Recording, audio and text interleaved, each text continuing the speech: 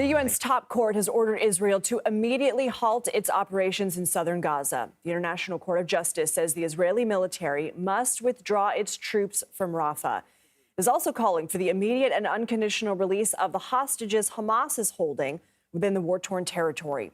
The ruling came down just hours after the Israeli army said it recovered the bodies of 3 additional hostages from Gaza. Initial reports reveal the 3 victims were killed during the October 7th attack. Their bodies were taken back to the territory after the assault. Meanwhile, Israel is ramping up its strikes on the war-torn enclave. At least a dozen people are dead after an aid distribution center in central Gaza was hit multiple times overnight. Let's bring in CBS News foreign correspondent Imtiaz Tyab in East Jerusalem. So, Imtiaz, will Israel comply with the ICJ's order? The short answer is no, it will not.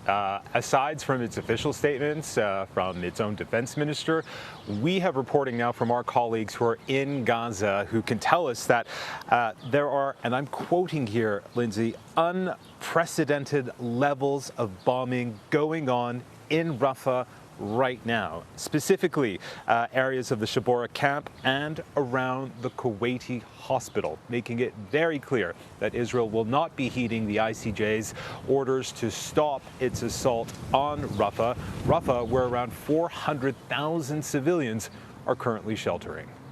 What more are we learning, Imtiaz, about the recovery of the 3 bodies of hostages from Gaza? That's right. The remains of 3 hostages were found by the Israeli military in the Jabalia refugee camp in northern Gaza, in the same area where the remains of 3 other Israeli hostages were found earlier this week. It's rather not insignificant that they were found in Jabalia, where Israel re-entered just a few weeks ago to battle what it's been describing as a resurgent Hamas. And now we're hearing that the remains of these hostages have now been found. Now, we've heard from the father of one of those hostages who has been calling on the Israeli military to put aside politics and to free everyone still in Gaza. Lindsay. So that said, French President Emmanuel Macron is hosting officials from several key Arab states today to discuss a ceasefire in Gaza. This follows Israel ordering its war cabinet to re-engage in hostage release negotiations. So does this signal to you a new push for ceasefire talks? Yeah, it's very clear that the Israeli government is on a huge amount of pressure to restart those talks now that we are starting to receive the remains of hostages, many who were killed on October 7th.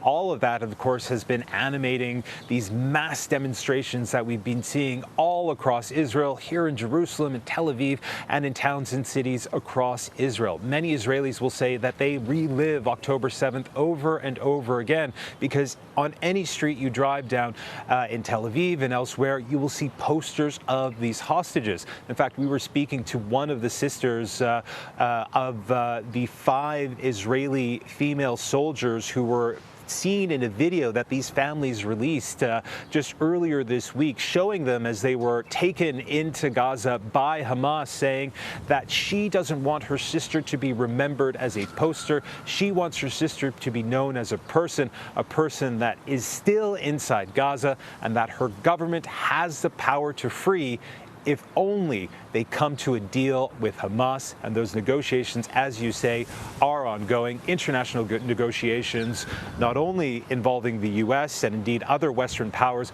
but also Qatar and Egypt, who are saying to Hamas and, of course, working with Israel to try to come up with some sort of agreement which will see a ceasefire in Gaza and the release of hostages. That was such a powerful interview. Our thanks to you and your crew for bringing that to us. Imtiaz Tyab, thank you.